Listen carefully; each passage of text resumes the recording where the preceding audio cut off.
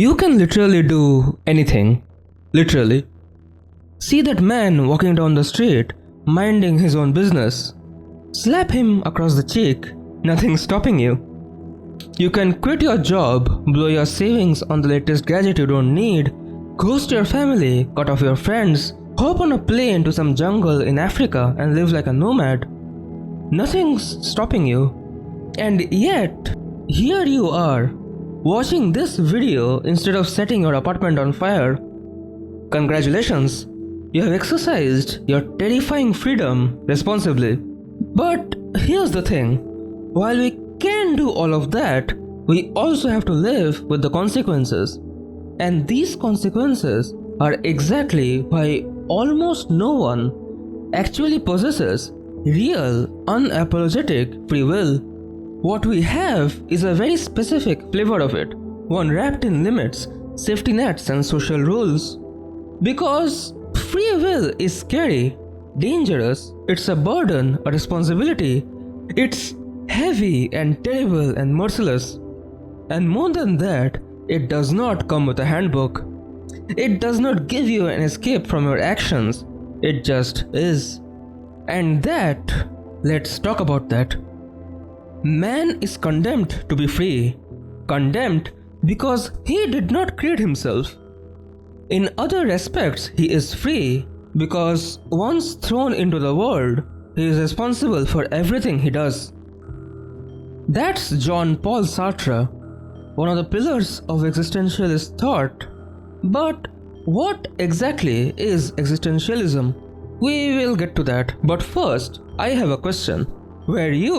Were any of us really, placed on this earth with a mission, a calling, something we were meant to do, destined to achieve? And no, I am not asking about goals and ambitions. Those are conscious choices. You decide on them, plan them, pursue them. This is different. Existentialism and the terrifying freedom it describes starts with a very simple truth, that we are born without a predetermined purpose or identity. Our essence does not precede us. We are free, totally.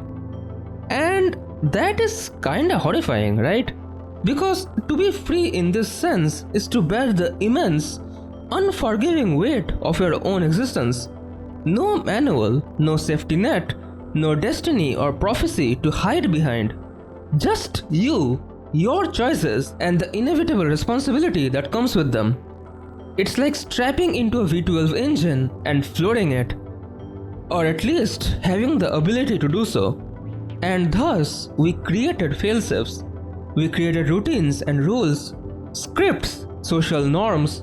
We put limits to our freedom, not out of fear, well, not entirely out of fear, but mostly out of necessity. Because here's the paradox, limits can be deeply comforting. They provide comfort and just reprieve from the mind-melting, paralyzing anxiety of endless possibilities. They tell us, for better or for worse, what we should and should not, and really should not be doing. Limits carve out a space where decisions become clearer and life somehow feels more manageable. And psychological research supports this, that boundaries help us focus on purposeful action rather than drowning in the infinite options. But then, are we really truly never free? Do we ever have real free will? Well, that depends on your definition of it. But let me ask you this, does it matter? Like, at all? Everything this hypothetical, entirely free-willed person can do, that's not directly or indirectly harmful to them or others, we can too. It's only the fear and anxiety and responsibility of our actions that keeps most of us from living out every possible whim or fantasy, every dark thought or forbidden impulse. It's what keeps us all, for the most part, on the straight and narrow. And that right there is probably the freakiest part of it all. That despite all our rules, all our carefully catered scripts, all these limits, the fact remains that we can do anything. literally anything at any time. And the only membrane separating society from total chaos is the shared, unspoken agreement that we will not. Being told what to do, what to believe, what to say, what to think can feel suffocating because it kinda is. But it's also a relief because without these orders, without the script, you are left with nothing but choice. And choice can be heavier than it looks. Of course, not all choices are equal. Some are small and forgettable, others split your whole life open into before and after. Every decision becomes a branching road, and every road you take closes off 1,000 others. Pick one job and you bury 100 different careers. Choose one person and you quietly mourn a dozen lives you will never live. That's the part no one tells you, that freedom is subtraction. You don't just pick a path, you kill all the others behind it. Every yes is also a funeral. And most of the time, we don't even notice these bodies piling up. We just move forward, dragging along a trail of unlived lives. I think about this very often, that no matter what, I will never be everything, right? I will never know all there is to know, never live every life I want to live. It's not just about dying, it's about the infinite experiences that will slip past simply because I chose this and not that. Maybe that's why immortality has always been tempting, because it was never about dying less, but always about living more. But we are not immortal, not yet at least, and we live in the economy of hours, and every hour, hell, every minute is a trade. Do you spend it here or there, on this dream or that comfort? Because you can't stockpile time and you can't refund it once it's gone. Every choice spends a piece of you. Philosophers try to capture this way too. Take Buridan's as a hypothetical situation where a donkey is stuck between two identical piles of hay, perfectly free, perfectly paralyzed, and starving because it couldn't decide. Starving because of the pressure of choice. That's the curse of unlimited freedom. Every option shines, every option's a possibility, and that glitter blinds you until you can't move. We don't just fear making the wrong choice, we fear making every choice, because every step forward writes a story whose ending we will never see until it's far too late. So most of us don't leap, we settle. We pick the safe, the familiar, the almost good enough story. Because at least then we know where it goes. It's not ideal, but it keeps us alive. It lets us outsource the terror of choice to convention, to routine, to the paths already carved. And that's the real tragedy, isn't it? Not that we lack freedom, but that we have so much of it, and most of the time we would rather not carry it at all. You didn't choose your birthplace or your family or the body you move through this world. In a way, we are condemned to live in the circumstances of our existence. Martin Heidegger, a German philosopher, called this thrownness, the reality of being cast into a world you didn't design and can't escape. Born into circumstances we didn't choose, and a world with its own sets of rules, pre-existing conditions and limitations. Existentialists are quick to remind, these limits don't erase freedom, maybe not. Instead they give it meaning, a purpose.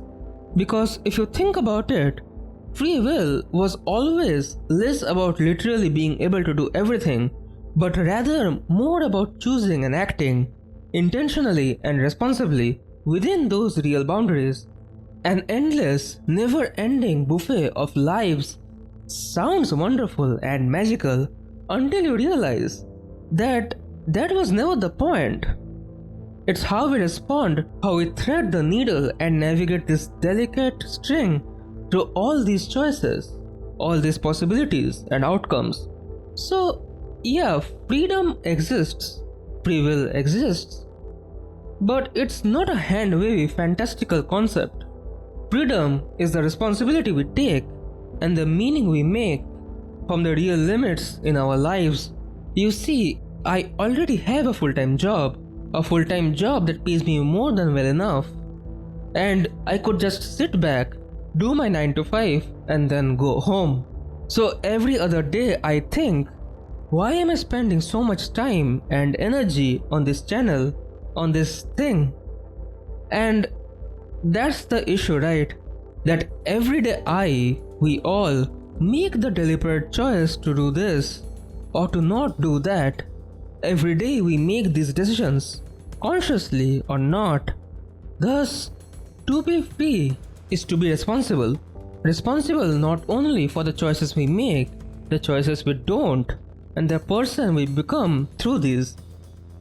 This responsibility is the root of what a lot of philosophers call anguish or existential anxiety. It's the discomfort, the vertigo that comes from recognizing that our life is entirely ours to shape, that every decision carves out a path with no guarantees. In a way, the scariest thing about free will is in fact how free it is. And that's the paradox, isn't it? The very thing that gives life its richness, our ability to choose, is also what makes it unbearable at times. Every yes is not only paid by closing off 1,000 maybes, but also through our time, effort, and energy. You have to pay for the possibility you choose, you have to put in the work, you have to commit. And most of the time, it's not easy. Especially when no one is forcing you to. So what even is free will? Once you strip away all the myths, the shiny stories, the comforting scripts we tell ourselves. How much of it is actually free? How much of it's just an illusion? Because free will is obviously not some magical power to do anything you want whenever you want. It's not a cheat code. The ability to do anything our little heart desires comes with not just its own set of rules, some that are applicable to everyone and some that apply only to you, but this power, it also has its own special list of buffs and debuffs. The most obvious one is you only get one shot, one chance, one singular attempt at finding a way to thread the needle through a tangled mess of possibilities, probabilities, consequences, and outcomes. That is it. And free will feels infinite in theory, but in practice, it's suffocatingly finite. You can do anything, sure, but you can't do everything. The limits are baked in, the trade-offs, the consequences, unavoidable. So maybe free will isn't about boundless possibility at all. Maybe it's about carrying the weight of your limits and still moving forward somehow. Because the real miracle isn't that you can do anything, it's that you can do something, and that something matters. Even when, especially when no one notices. If you did enjoy this video, please consider leaving a like, subscribe if you haven't already, and thank you for watching.